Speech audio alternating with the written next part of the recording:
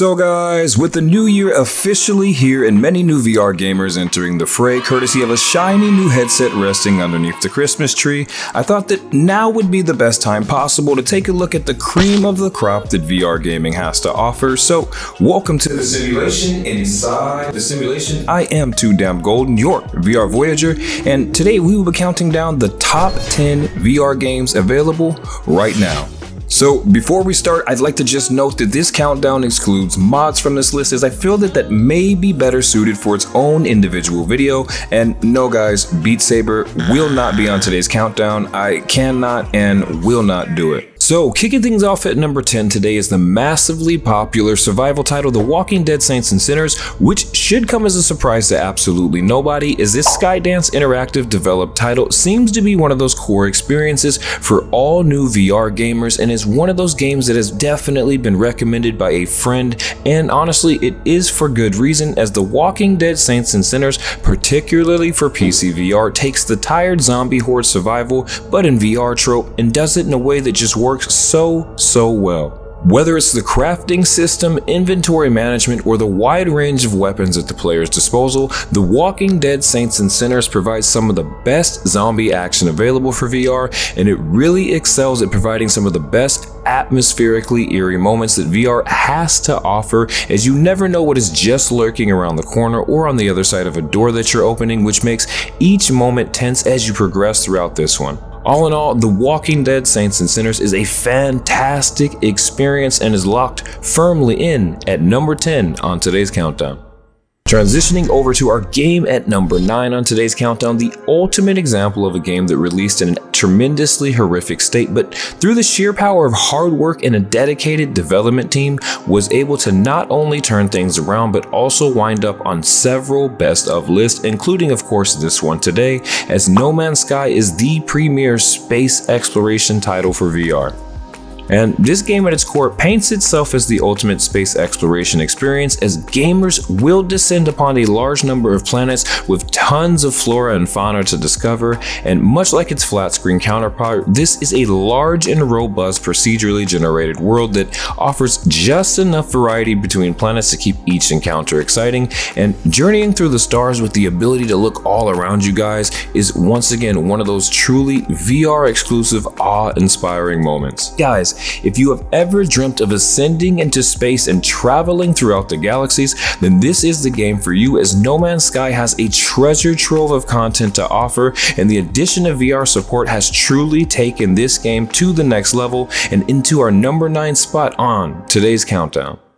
When most VR enthusiasts think of the top examples of physics in VR, few if any titles come to mind before today's number 8 title, the Stress Level Zero developed sandbox extravaganza, Boneworks. And this was really one of the first VR games that pushed the boundaries on what VR physics could and should be, with virtually everything in this one being interactable. And throughout this title, players will assume the role of Arthur Ford, a rogue cybersecurity director who is on a quest for immortality, thus entering the unfinished realm of Mythos City, where gamers will battle through several mysterious enemies, environmental platforming, and scenes with a variety of physics-based weapons. The dev team really did do an amazing job of giving Boneworks an extra pinch of magic with this, and still to this day it highlights to the VR sphere what direction the future of VR immersion is going on, and for that reason Boneworks is locked in at number 8. At number 7 on today's countdown is the CM Games produced title Into the Radius, which is a hardcore post-apocalyptic survival shooter taking place 15 years after a massive earthquake spews plumes of dust into the air,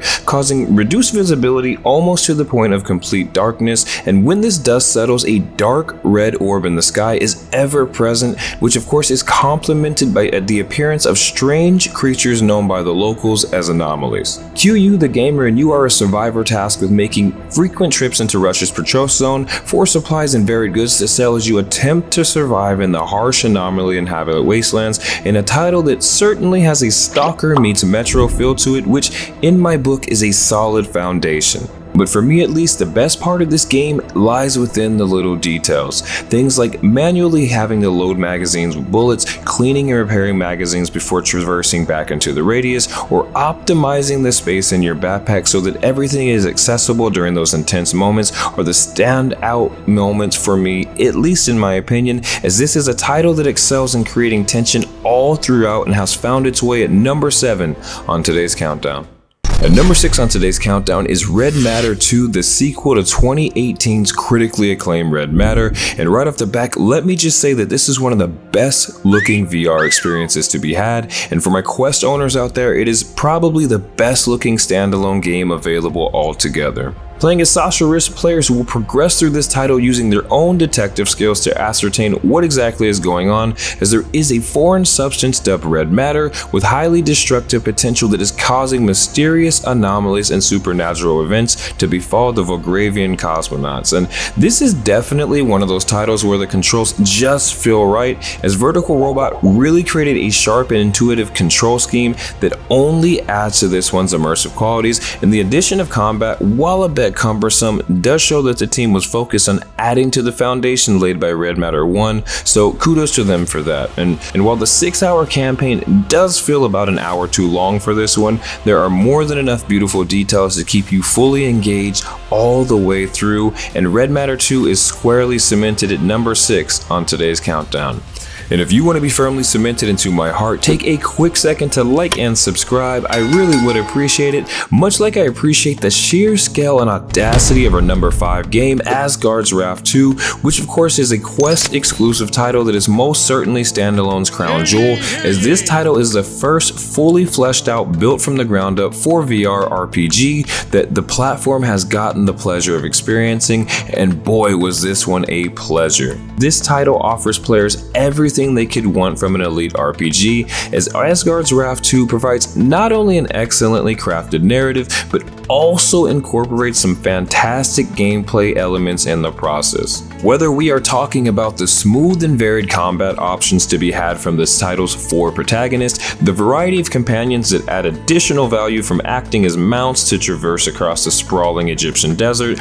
or providing that extra oomph needed to defeat a particularly difficult group of enemies, or even just the amazing interaction between the players in their god form and mortal form, this title is chock full of amazing content for RPG fans. And I won't spoil all my thoughts on this one, as I am just about finished with it and will be still putting out my comprehensive review for it very shortly here on the channel, but I am pretty confident in saying that Asgard's Wrath 2 is by and large standalone VR's best game and is one of the 5 best VR games available altogether right now. So at number 4 today is one of the best examples of what a dedicated indie developer can accomplish with a clear vision, determination, and hard work, as Vertigo 2 was, in my opinion, 2023's best PC VR release, as Vertigo 2 serves as one of VR's best and most unique experiences available at the moment. Sporting a fully fleshed out 10-hour campaign coupled with some pretty solid writing and an array of high quality VR gameplay mechanics,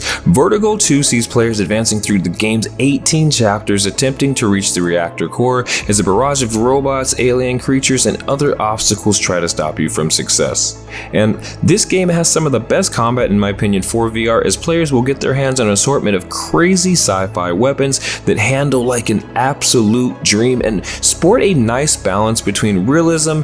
with distinct recoil and crosshairs for each weapon, and maintaining that arcadishness. What the hell is even that? But really makes combat in this one very unique. Vertigo 2, much like the original Vertigo, is the brainchild of a single individual named Zach, and I'm gonna butcher this last name, Psychalis Brown, who is credited with just about everything in on this one, right? From the game design to the score and honestly the coding itself. So folks, Vertigo 2 is an amazing title and hopefully serves as proof that there is still life in the native PC VR sphere moving forward, and it is secured its place at number 4 in today's countdown. Our game taking home the bronze as VR's 3rd best title is one that has been in the VR ecosystem since 2017 and is one that critics, fans, and this guy absolutely can't get enough of. I'm talking about the interstellar space epic Lone Echo, and for fans of single-player narrative-driven titles, this one is among the best, as players will take on the role of an Echo 1 service android nicknamed Jack,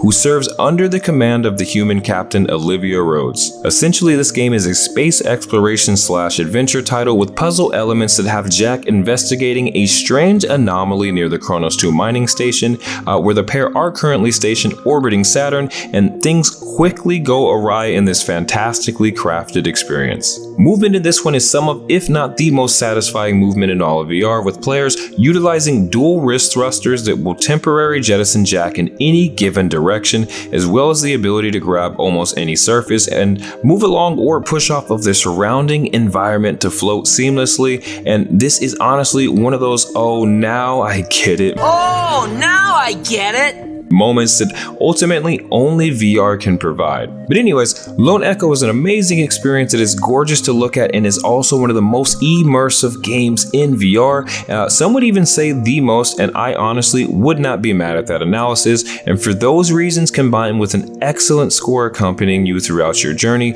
Lone Echo is our number 3 game on today's countdown. So for our number 2 game today, I feel that I honestly had a couple of titles to choose from, with this essentially being a toss-up between Resident Evil 4 or Resident Evil Village. And if I'm being transparently honest, the best Resident Evil VR experience to this day is the PC VR Biohazard mod, but that's a story for a different day, right? Ultimately, it came down to the overall feeling of immersion, and thus Resident Evil Village was the winner.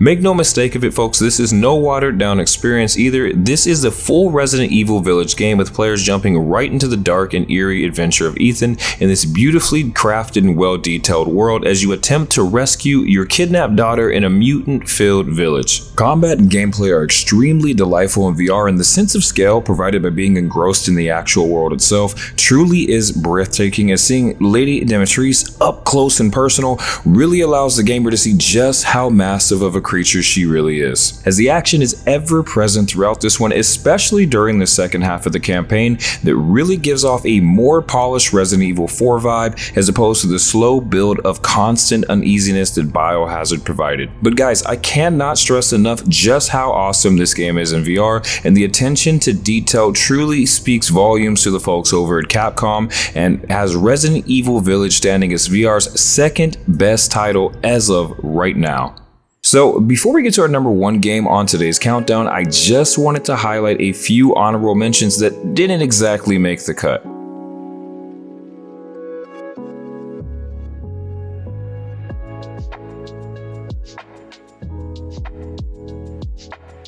So the best game for VR right now should not come as a surprise to anyone, as Half-Life Alyx to this day is still the benchmark used for comparisons to a high quality VR title. And honestly, what's not to love about Half-Life Alyx? AAA development from a beloved studio? Check. Creating a new entry into an iconic franchise? Check. And some of the best visuals achieved in VR gaming thus far? Double check. The gameplay in this one is nothing to scoff at either, folks, as is the gun handling, as it is definitely some of the best in the biz, and picking up items using the gravity gloves is amazing, with players simply snapping their wrist back towards themselves to grab interactable items, and a nice mix of well-designed puzzles changes the pace from time to time, keeping things fresh throughout the duration of the game's 11 chapters. Honestly, folks, there isn't much to be said about Half-Life Alyx that hasn't already been said. If you have the ability to play this game and you haven't, then you truly are missing out on something absolutely special. And you guys are the most special people of all. And I just want to end this video today by saying thanks for all the support you folks have been showing as of late. It does mean a lot to me, and I really do appreciate each and every one of you. But that's all for today, guys. As always, I am Too Damn Golden, your VR Voyager, and thanks for joining me in the simulation inside the simulation.